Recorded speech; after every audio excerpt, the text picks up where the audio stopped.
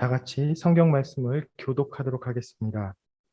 성경 말씀은 누가복음 8장 40절에서 56절까지 말씀입니다. 저와 여러분이 한 구절씩 교독하겠습니다. 제가 먼저 읽겠습니다.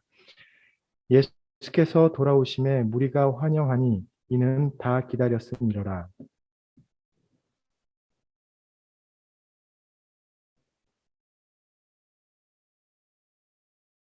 이는 자기에게 12살 된 외딸이 있어 죽어감이로라. 예수께서 가실 때에 무리가 밀려들더라.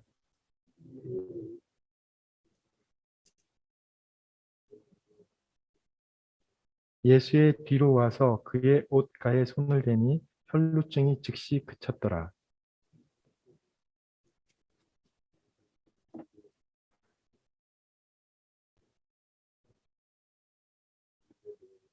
예수께서 이르시되 내게 손을 댄 자가 있도다. 이는 내게서 능력이 나간 줄 알미로다 하신대.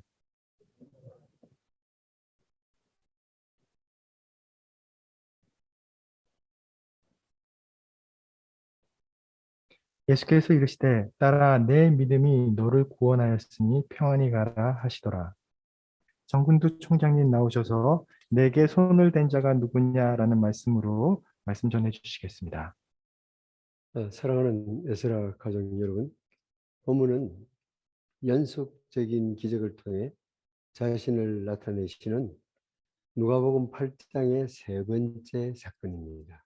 첫 사건은 광풍이는 호수에서 배에 고나게 주무시는 주님께서 제자들의 재촉에 일어나셔서 바람과 물결을 꾸짖으시니 이에 그쳐 잔잔해지더라 하는 사건입니다. 둘째는 갈릴리 맞은편 그라사인의 땅에 도착해서 군대에 귀신 들린 사람을 고치신 사건입니다. 오늘 본문은 우리가 전체적으로 읽었는데 두 가지 이직이 겹쳐서 이 부분에 절정을 이루고 있습니다. 오늘 본문 두 기적의 배경을 살펴보면은 구주께서 세상에 오셔야 했던 필연적인 이유가 드러날 것입니다.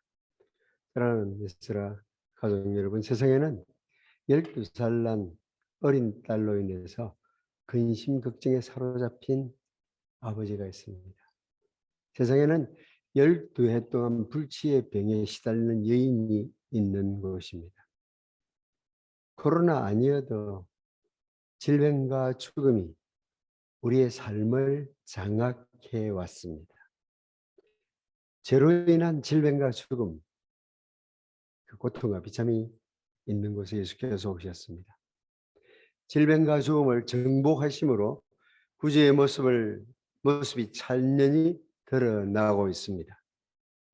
오늘 우리는 이 이중 기적 가운데서 한 사건만 집중적으로 살펴보겠습니다.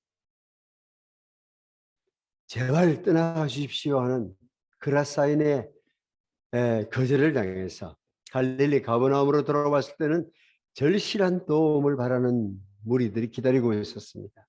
그 가운데 12살 먹은 외동딸의 죽음을 눈앞에 둔 아버지의 애타는 호소가 있었습니다. 자기 집에 오시기를 엎드려 애걸하는 해당장 야이로의 호소에 따라서 발걸음을 옮길 때 일어난 또 하나의 사건이 오늘 우리가 살필 부분입니다. 지켜보는 가마솥은 더 늦게 끓는다고 시간이 촉박하면은 길이 막혀서 더 애를 먹는 수가 있습니다. 아버지 입장에서는 한순간이 한 해 막 먹는 아주 급한데 길에는 엄청 많은 사람들이 붐비고 있습니다. 예수께서 가실 때 무리가 밀려들더라. 많은 사람들이 밀려드는 것으로 끝나지 않고 드디어 일이 터집니다. 예상치 않는 사건이 생겼습니다. 우리에게는 예상치 않는 일이란 때로 성가신 일일 수도 있습니다. 그래서 밤에 제 집에 오시기로 했던 손님이 한 분 계셨어요. 한 달쯤 전부터 약속이 되어 있었으니까 그 손님이 오면서 연락을 했더라고요. 구매한 사람들이 가니까 밥 한 그릇 더 달라고. 그렇게 알고 이제 저녁을 딱 차려서 왔는데 젊어서 한 몇 숟가락 떠먹는데 연락이 왔어요. 갑자기 집 아래에서 지금 부부가 찾아온 겁니다. 그럴 때 저는 짜증 내지 않는 법을 언제부터 터득했습니다. 나한테는 전혀 예상하지 않았지만 내 삶의 주인이 누구인지를 내가 알기 때문에. 그분이 주인이시잖아요. 그분이 보내셔서 왔다는 것을 알면은 그때부터는 기대가 생깁니다. 어떻게 하나님이 하시려고 할까? 우리에게는 성가신 사건으로 여기기도 하지만은 때때로 예상치 않는 일들이 일어날 때 우리 주님에게는 영광스러운 기회가 되기도 합니다. 둘러서 많은 사람 가운데 한 여인이 등장합니다. 이에 12해를 헬루증으로 앓는 중에 아무에게도 고침을 받지 못하던 여자가 예수의 뒤로 와서 그의 옷 가에 손을 대니 헬루증이 즉시 그쳤더라. 누가가 자주 그러죠. 사이에서 등망 있는 해당장 남자가 등장하면 거기에는 또 여자가 같이 등장합니다. 이 여인이 어떤 여자인지 그리고 무슨 일을 했는지를 기록하고 있습니다. 헬루증을 앓는 여인으로 소개하고 있습니다. 피가 흐르는 병이죠. 모세율법 따르면은 레위기에 따르면 그것은 불결한 병입니다. 생리 중인 여자와 접촉하면 부정해졌습니다. 자기도 모르게 더럽혀지지 않도록 접촉하는 것은 고사하고 말을 걸거나 쳐다보는 것도 유대 남자들 피했다고 합니다. 무리 속에 섞여 살 수 없는 병입니다. 12해 동안 지속된 질병입니다. 그냥 세월만 보내고 버렸던 것은 아닙니다. 할 수 있는 만큼 발부둥 쳐설 것입니다. 아무에게도 고침을 받지 못하던 여자라는 누가의 기록을 마가의 것과 대조해 보면은 그녀가 어떻게 발부둥 쳤는지 적나라한 모습이 보입니다. 어디에 좋은 의사 있다고 하면은 다 찾아가 보았습니다. 많은 의사에게서 많은 괴로움을 받았고 가진 것도 다 흡입하였을 때 아무 효험이 없고 도리어 더 중하였던 차에 예수의 소문을 듣고 무리 가운데 끼어 뒤로 와서 그의 옷에 손을 대니 옛날에 지금이나 병이 있는 곳에는 의사가 있습니다. 의사는 병을 고쳐주는 것이 의무이지만은 의사가 모든 병을 다 고칠 수 있는 것도 아닙니다. 좋은 의사라는 소문 따라서 찾아갔지만은 결과는 고통밖에 남는 것이 없었습니다. 요즘도 위내시경 촬영이다, 뭐 척수액 검사다 하는 거 보면은 이게 고치는 건지 고통을 주는 건지 헷갈립니다만은 의사가 환자에게 고통을 주는 것은 요새 새로 시작한 일은 아닙니다. 개혁개정 성경에는 많은 의사에게 많은 고통을 받고 역설적인 기록이 나옵니다.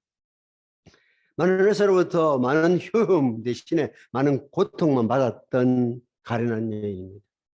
효임이 없이 도리어 더 중해졌다고 해서 치료비 반환하는 의사는 옛날에도 없었고 지금도 없습니다. 그러니까 있는 거 다 허비했다는 것은 팩트에 입각한 이야기입니다.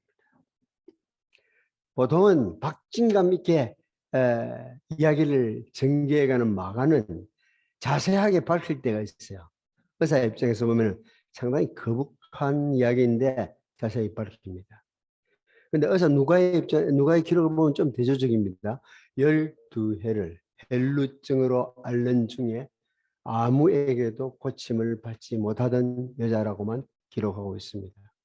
자신이 의사였던 만큼 의사들의 어두운 면에 대해서 밝힐 의도가 없었던 것 같습니다. 그냥 12해를 헬루증에 앓던 여자가 있었는데 아무에게도 고침을 받지 못했다고 넘어가고 있습니다. 아무 효험도 없고 오히려 병이 더 중해졌다는 결과에 대해서 말하지 않습니다. 의사가 고통을 줬다든지 재산을 의료비로 날렸다든지 그런 이야기도 없습니다. 그냥 12해 동안 지병 혈루증을 못 고친 여인이라고만 기록합니다. 발이 안으로 굽는다고 의사 편들어서 그려줄 수도 있고, 또 질병에 대해서는 의사니까 알잖아요. 의사가 무슨 병을 다 고치는 것도 아닌데 의사를 탓할 수 없다는 입장일 수도 있습니다. 어쨌든 가련한 여인, 건강 잃고 재산 잃고 얻은 것은 심해진 증상밖에 없습니다. 종교적인 사회 이스라엘에서는 사람답게 처신할 기회마저 박탈당한 것입니다. 마지막 기대를 걸고 예수께 나와왔습니다. 마가의 기록을 보면은 예수의 소문을 어디서 듣고 무리 가운데 섞여 뒤로 와서 그의 옷에 손을 대니 라고 경위를 밝힙니다. 12해 동안 해볼 만큼 다 해보고 아무 소용이 없으니까 귀에 예수 소문이 들렸다는 이야기입니다. 참 안타까운 일입니다. 일찍이 예수님 사역의 소문 들었을 법한데 이렇게 고생을 다 해봐야 참으로 들어야 할 소리가 들립니다.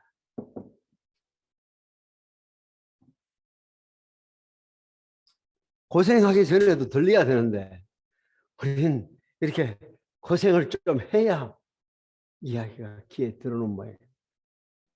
예수님은 지역사회에서 알아주는 회당장 야이로뿐 아니라 이름 없는 미천한 여인에게도 소망의 대상입니다. 예수님은 우리의 능력이 다한 곳에, 우리의 수단이 다한 곳에 비로소 소망이 됩니다. 시간마다 예배의 자리 나올 수 있지만 정말 딱한 처지에 있어야 말씀이 귀에 들립니다. 보통 때는 그냥 앉아 있다가 나가지만 상황이 정말 딱해지면은 뭔가 한마디라도 붙잡으려고 하는 것이 사람들 아닙니까? 예수님은 모든 계층의 사람들에게 소망을 주시기 위해서 오신 분이십니다. 그러나 자기 처지를 인식한 사람들이 예수님을 소망의 구주로 만날 수 있습니다. 죄로 인한 고통과 그 비참 속에 살고 있지만은 그 처지를 처절하게 인식하기 전에는 전혀 소망이 없습니다. 예수의 뒤로 와서 그 옷가에 손을 대니 혈루증이 즉시 그쳤더라. 세상에 오신 하나님의 아들에 관한 소식이 이 여인을 움직였습니다. 예수께서 행하신 이야기를 들었을 때 발걸음을 옮겼습니다. 사람들 중에 스켜서 예수의 뒤로 와서 그 옷가에 가만히 손을 대었습니다. 믿음은 들은 소문에 대해서 반응을 보이는 것입니다. 믿음은 능력자의 옷자락에 손을 대는 행위입니다. 예수의 뒤로 와서 그의 옷가에 손을 대니, 유대인의 옷, 내 귀퉁이에 붙은 푸른 끈에 손을 대는 것은 마치 머플러 뒷자락하고 거기 손 닿는다고 알 수 있는 게 아닙니다. 예수의 놀라운 소식이 그녀로 하여금 그 옷깃을 만지게 했습니다. 어쩌면 그 순간 그녀의 몸은 불덩어리처럼 뜨거워졌을 것입니다. 확실히 치료가 되었다는 자각을 하게 되었습니다. 이에 혈육 근원이 곧 마름에 병이 나은 줄 몸에 깨달으니라. 마가복음 5장 29절 기록. 병이 나은 줄 몸에 자각 증상이 있었습니다. 바로 그 순간 예수께서 말씀하십니다. 내게 손을 댄 자가 누구냐? 하니까 아니라고 하는데 베드로가 답답합니다. 주님, 무리가 밀려들어 미나이다. 짜증 섞인 반응을 보입니다. 그래서 예수께서 어쩔 수 없는 설명을 합니다. 내게 손을 댄 자가 있거든. 이는 내한테서 능력이 나간 줄 내가 알기 때문이다. 지금 야이로의 집을 향해서 가는 길에는 큰 무리가 둘러싸서 가는 상황입니다. 주관은 딸을 고쳐달라고 하니까 모두 가서 보겠다고 따라오는 사람들이 붐비고 있었습니다. 인연이 아니라도 서로 옷깃이 부딪힐 수 있을 법합니다. 정말 베드로처럼 짜증 섞인 반응 일으킬 만합니다. 무리가 지금 옹이에서 미는데 철도청장이 시승했다고 해가지고 지옥철에서 밀어닥치는 일을 중단시킬 수 있습니까? 나한테 누가 이렇게 밀지? 이랬다가는 몸성이 내릴 수 없을 겁니다. 조용히 내리는 것이 천만다행이죠. 그러나 주님은 베드로 수준이 아니지 않습니까? 밀려들어 미는 사람들 가운데 어쩌다가 손이 닿은 사람을 찾고 있지 않습니다. 의도적으로 손을 댄 사람을 찾고 있습니다. 믿음으로 손을 댄 사람이 누구냐? 전능자의 능력을 바라고 손을 내민 사람을 찾고 있습니다. 환난 날에 나를 부르라. 내가 너를 건지리니 네가 나를 영화롭게 하리라고 도전하시는 그분을 신앙의 눈으로 바라보고 손으로 만진 자가 누구냐는 질문입니다. 살구머니 다가와서 주님의 능력을 훔치려고 했던 것 아닙니다. 드러내놓고 말하기는 부끄러운 처지입니다. 고백할 만큼 확신조차 없었기에 살구머니 들어와서 손을 댄 것입니다. 그러나 거기에는 그 옷자락만 만져도 낫게 되려는 신앙이 꿈틀거리고 있었습니다. 신앙이 있었기에 주님의 능력이 그녀에게로 흘러갔습니다. 그날 주님과 몸을 붙이신 사람이 한두 사람입니까? 둘러서서 밀어붙일 때는 어쩔 수 없는 상황입니다. 그러나 주님은 여기 신앙의 손으로 자기를 만진 사람을 찾고 있습니다. 내게 손을 댄 자가 누구냐? 오늘 주님은 우리에게 물어보십니다. 예배는 믿음의 손을 주님께 갖다 대는 행위입니다. 그냥 서로 부대끼다가 돌아가는 것이 아닙니다. 신앙의 눈으로 주님을 앙모하고 신앙의 눈으로 그 옷자락에 손을 대는 것이 예배고, 예배 시간에는 그런 사건이 일어나야만 됩니다. 누구나 다 수요예배 시간 되면은 교수든 직원이든 학생들이든 참석할 수 있습니다. 그러나 주님은 누구에 관심이 있습니까? 내게 손을 댄 자가 누구냐? 손을 댄 자에게 있습니다. 누가 나를 만졌어? 신경질적인 반응을 보이는 것이 아닙니다. 까다로운 처신 때문이 아닙니다. 주님은 이미 알고 계셨습니다. 자기 안에 능력이 나갈 때 누가 만졌는지를 아셨습니다. 그런데 왜 뒤를 돌아보면서까지 하면서 묻고 있습니까? 알기 위해서 묻는 건 아닙니다. 아니면 병 고치고 입원비 안 내고 도망치는 환자 붙잡는 원무과 직원처럼 지금 찾는 거 아닙니다. 베드로의 생각처럼 아유 주님 참 답답하기도 합니다.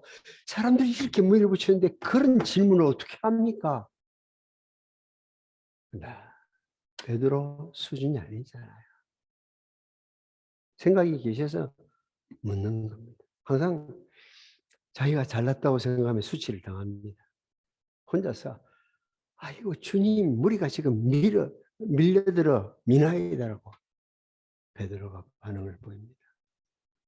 이 스승과 제자와의 일당을 보면서 여자가 스스로 숨기지 못할 줄 알고 떨며 나와 엎드려 그 손댄 이유와 곧 나은 것을 모든 사람에게 사람 앞에서 말하니, 사실 성격이 급하니까 베드로가 늘 튀어나오잖아요. 그렇지 딴 사람들도 말을 안 해서 그렇지 베드로하고 같은 마음이었을 겁니다. 베드로가 답답해하니까 주님이 말씀하십니다. 내게 손을 댄 자가 있거든.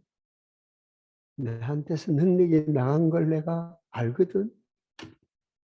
그때 여자가 스스로 숨기지 못한 줄 알고 떨며 나와서 엎드려 그 손댄 이유와 곧 나은 것을 모든 사람 앞에서 말하니 따라 네 믿음이 너를 구원하였으니 평안히 가라. 주님은 누구인지 몰라서 물은 것이 아니라 이 여인의 행위가 신앙의 행위인 것을 밝혀주기 위해서 주님은 먼저 이 여인을 깊이 생각하시고 둘러싸 밀어붙이는 많은 사람들을 위해서 그 여인을 찾고 계십니다. 예수님은 고통받는 여인을 못 본 척 할 수 없습니다. 하나님의 피조물로서 이 여인을 주목하시고 존중하셨습니다.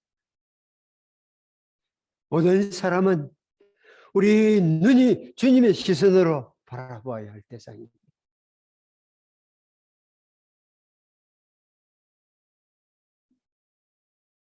하나님의 피조물이라는 사실, 아니 동료 인생이라는 사실을 알면은 상대방에 대한 예의를 갖추게 됩니다.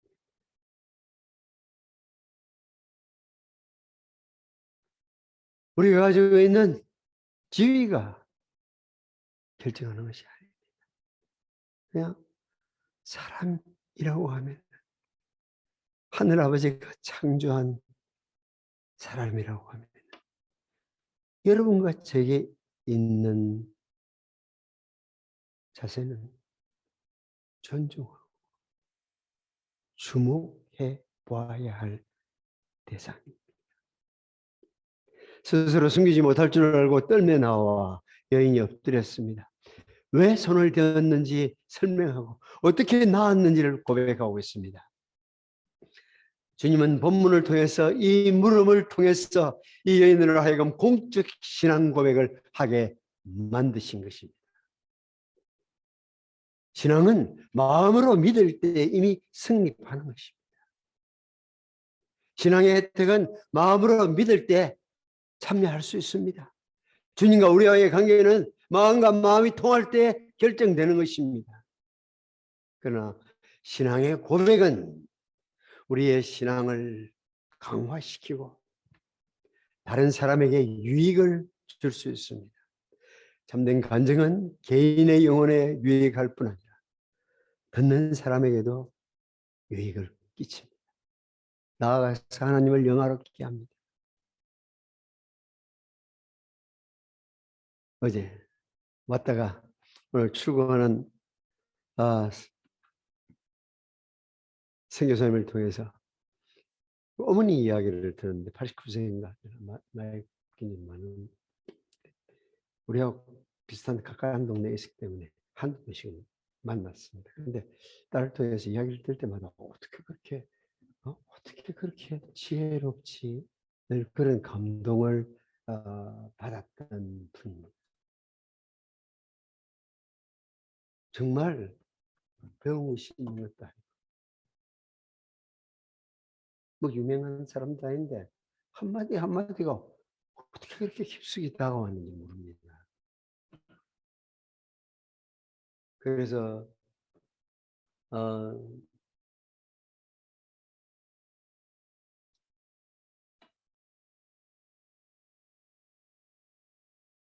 그분들을 통해서 정말 그 이야기를 통해서 그 어머니 이야기를 통해서 사람은 어떻게 무엇으로 배울까?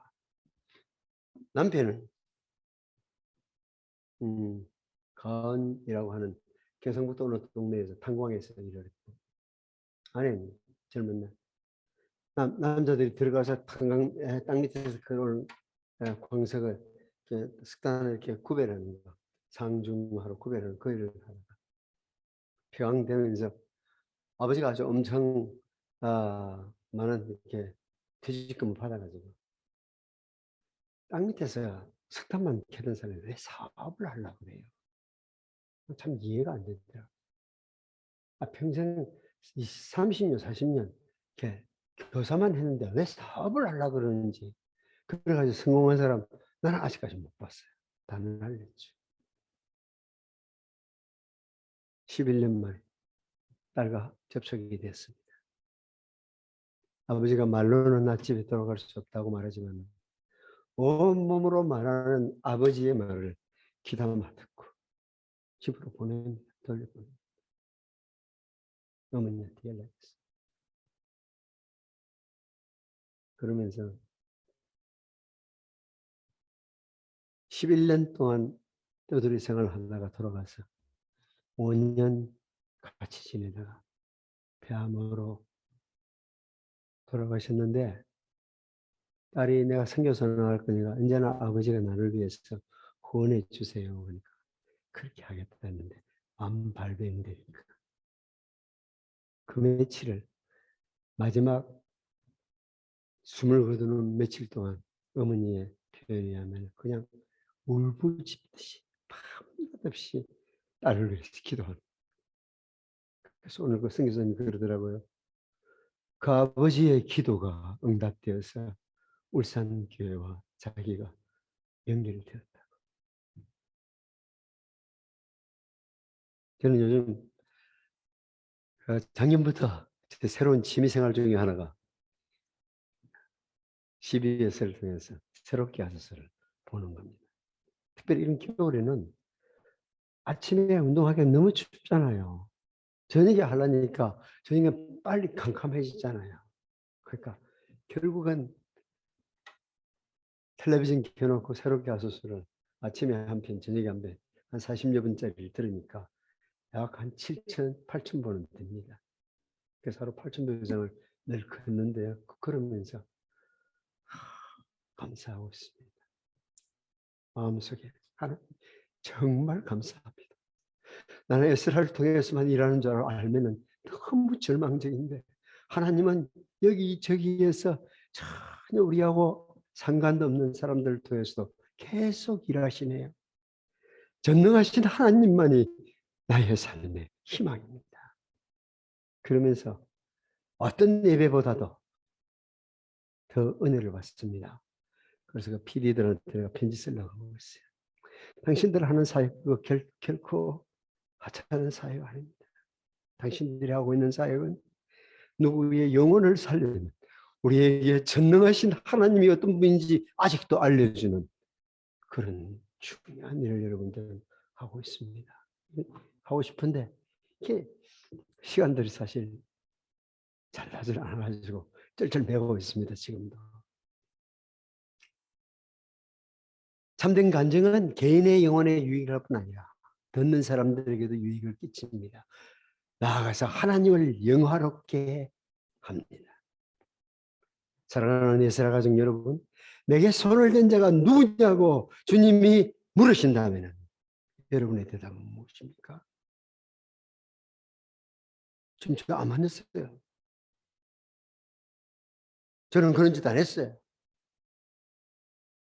그게 여러분의 대답이겠습니까? 내게 손을 댄 자가 누구냐고 물으시면은 그동안 고민하는 문제가 해결되었습니다. 기도했던 일들을 주께서 이루어져서 감사합니다. 드디어 응답되었습니다. 이것이 에스라 수요 예배의 영광이기를 바랍니다. 여러분의 대답이기를 간절히 바랍니다. 12회면 충분하지 그 이상 시간을 낭비할 필요가 없습니다. 더 이상 문제를 안고 뒹굴 필요가 없습니다. 예배의 자리에 오셨다면 전능하신 하나님을 예배하는 자리에 우리가 모였다면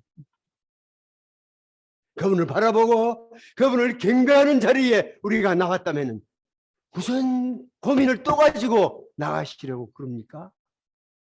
그냥 참석하고 내려가는 예배는 아무 유익이 없습니다.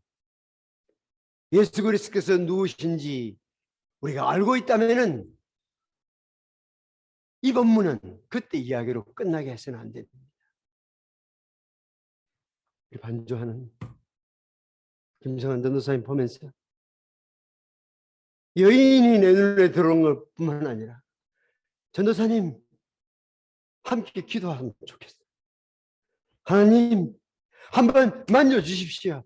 전도사님 작년에 입원해가지고 입학해가지고 건강 때문에 한 해 그냥 휴학했습니다. 올해 또 왔습니다. 아직 건강해진 것도 아닙니다. 여러분의 기도에 구원이 필요한 전도사님. 현실적인 문제를 다 제쳐버리고 멋있게 예배하는 사람들은 대한민국에 충분히 많이 있습니다. 우리의 문제와 우리의 신앙의 하나로 융합되어서 주님의 영광을 볼 수 있는 그 은혜의 용광로가 되기를 바라고 있습니다.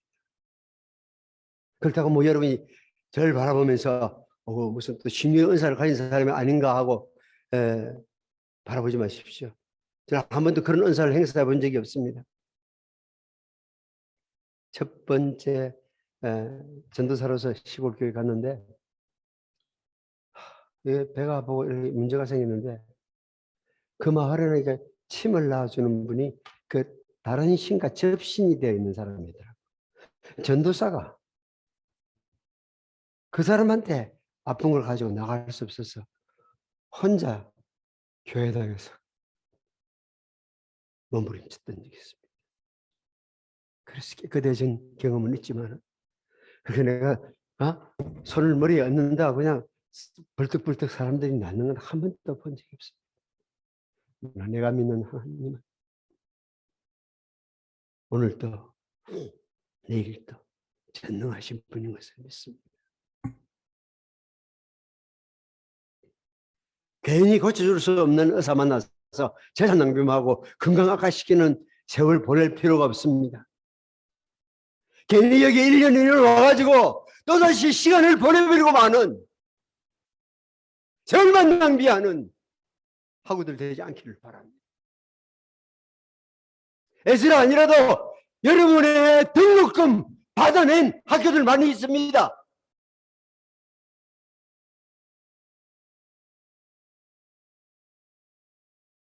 여기서 여러분과 함께 걷고 계시는 그분을 바라봐야 돼요. 여러분과 함께 동행하시는 그분을 앙모하십시오. 그의 도움은 즉각적입니다. 그 응답은 신속합니다. 사랑하는 에스라 가족 여러분, 우리에게 이 놀라운 주님이 동행하고 계십니다. 주님의 도우심을 지난 날들 받아본 분 없습니까? 공적인 고백의 기회를 가십시오.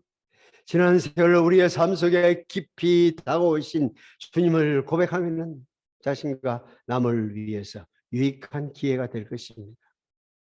공적인 고백을 하라는 것은 시럽이 내어놓고 가라는 말이 아닙니다. 왜 만졌으면 어떻게 나았는지를 증거하실 때에 주님은 여러분의 영혼을 향해서 더 분명한 말씀을 하실 것입니다.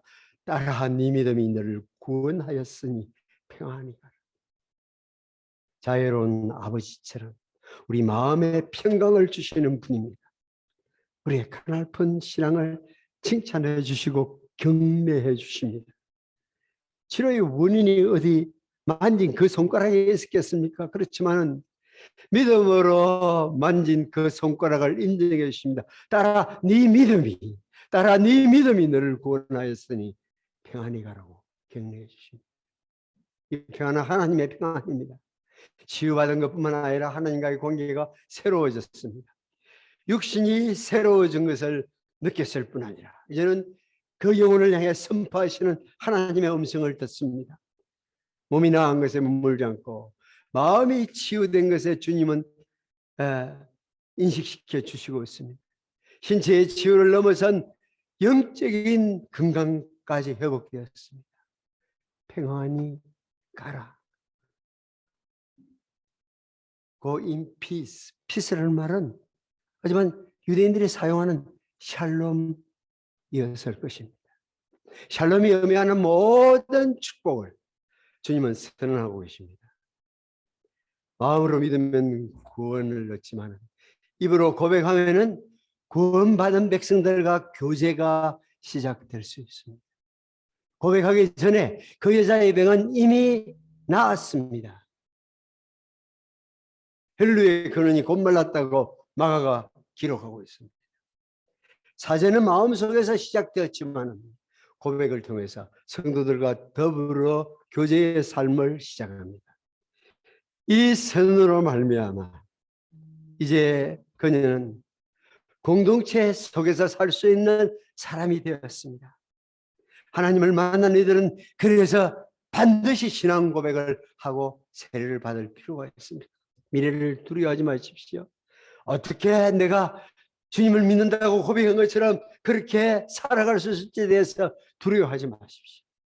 혼자 마음으로 믿을 때는 오히려 흔들릴 수 있습니다. 그러나 함께 고백하고 서로 도울 때는 힘을 얻습니다. 주님을 공적으로 고백함으로써 자신이 주님께 더 한 걸음 나아갈 수 있습니다. 공적인 고백은 다음 단계에 우리의 신앙을 보장해 주기 위한 주님의 지혜와 사랑 가운데서 나온 배려입니다. 따라 네 믿음이 너를 구원하였으니 평안히 가라. 이제 더 이상 숨길 것이 없습니다. 밝히지 못할 것이 없습니다. 예수 소문 듣고 그분 만나면 되겠다는 가냘픈 소망 가지고 나왔습니다. 그러나 차마 도와달라고 내 병은 이런 병이에요 하고 말할 수 있는 처지는 아니었습니다. 내 딸이 죽어갑니다. 살려주십시오 하는 회당장처럼 내어놓을 수 있는 사연이 되지 못했습니다. 그래서 숨어서 석교 뒤에 와서 철거머니 손을 대었습니다. 그래서 저는 주님을 사랑하지 않을 수가 없어요. 주님을 좋아하지 않을 수가 없어요. 내게 찾아오신 주님은 그런 분이셨어요. 오늘날 많은 신학교에 훌륭한 교수들도 있고 큰 교단에 큰 목회를 하는 사람들이 있지만 그분들하고는 다르더라고요.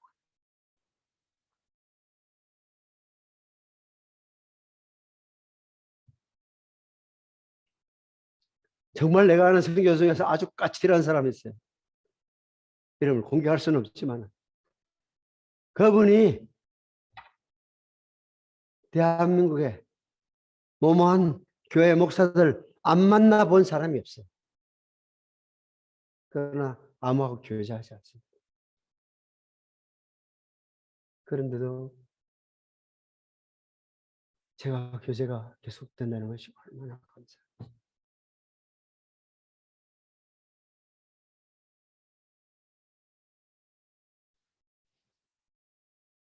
용서받은 죄는 더 이상 비난할 자가 없습니다. 주님이 죄를 용서해 주시면 그 어떤 사람의 비난도 두려워할 필요가 없습니다. 하나님 우리 죄를 용서해 주셨습니다. 우리는 죄를 용서해 주신 하나님께 감사하고 찬양하면 됩니다. 그래서 저는 사복음서 중에서 누가복음을 택했고 내가 목회하는 기간 동안 누가의 시선을 통한 주님을 다시 만나보고 싶었습니다. 들었던 예수님 이야기가 아니고 한 절 한 절 내가 찾아본 만나본 그 주님의 이야기가 듣고 싶었어요. 그래서 처음에는 누가복음을 새벽 기도에 인도했고 뒤에는 목회를 하면서 계속 한 땀 한 땀 작품을 만들듯이 설교를 만들어 보았습니다. 치료받은 질병은 더 이상 우리를 격리시킬 필요가 없습니다. 혈루증, 율법에 의해서 사람들의 교제에서 그녀를 격리시키지만 그 병의 근원이 말라버렸기 때문에 더 이상 그녀는 사람들 앞에서 자기 이야기를 못할 것이 없습니다. 따라 네 믿음이 너를 구원하였으니 평안히 가라. 젖는 자의 능력을 믿는 그 믿음을 주님은 그 여인이 믿음으로 만졌을 때에 곧바로 여인의 요청을 허락하셨습니다. 사실 주님과 그 여사에서 이미 계산 끝났습니다. 그럼에도 불구하고 주님은 많은 사람 사이에서 그 여자가 회복되는 것을 바라고 있었습니다. 그 여자가 만졌던 사실 때문이 아니라 가냘프지만 그 믿음이 자기를 구원했다는 것, 네 믿음이 너를 구원했다는 것을 격려해 주기 위해서 사실상 내게 손을 댄 자가 누구냐고 물어오실 때 이제 어떻게 답하시렵니까? 손을 댄 영구가 나은 것을 모든 사람에게 고백함으로 영광을 돌리십시오. 치료함을 받았을 때에 그분이 누구인지를 혼자 알았습니다. 그러나 고백했을 때는 밀어닥치는 사람들 모두가 알게 되었습니다. 지옥철에 붐비는 사람들이 이제는 예수가 누구신지 알게 된 것입니다. 둘러싼 많은 사람 가운데서 질병을 치유하신 주님의 모습이 찬란히 드러나고 있습니다. 고백 없이도 병은 나았지만 고백은 또 하나의 기회가 된 것입니다. 사람들에게 하나님의 능력을 간증하고 자신이 고백한 간증으로 살 수 있는 격려를 받고 있습니다. 사랑하는 여세라 식구 여러분, 내게 손을 댄 자가 누구냐고 물으시는 주님은 우리 모두에게 선언하기를 원하십니다. 따라 네 믿음이 너를 구원하였으니 평안히 가라. 그의 능력을 체험한 사람들을 격려하는 주님의 말씀이 여러분의 앞날에 여러분의 사역에 있기를 바랍니다. 아버지, 교회당은 수없이 많이 있고 목사들은 절대 부족하지 않습니다. 가르치겠다고 하는 학교들도 모자라지 않습니다. 그럼에도 불구하고 말씀에 순종하는 자들을 배출하기 위해서 여기 에스라 성경대학원 대학교를 설립하셨습니다. 그런 학교라더라 하고 전하는 사람들 얻게 하시고 여기서 매일매일 주의 음성 듣고 하루하루 그 말씀대로 살아내는 믿음의 동역자들이 배출되게 하여 주옵소서. 주님, 우리가 서로 사랑하는 사람인 것을 세상이 알게 하여 주옵소서. 더 이상 우리를 속이지 않게 해주시고 정직하게 하나님의 은혜가 임하기를 사모하는 에스라 신앙 공동체가 되게 하여 주옵소서. 예수님 이름으로 기도드립니다.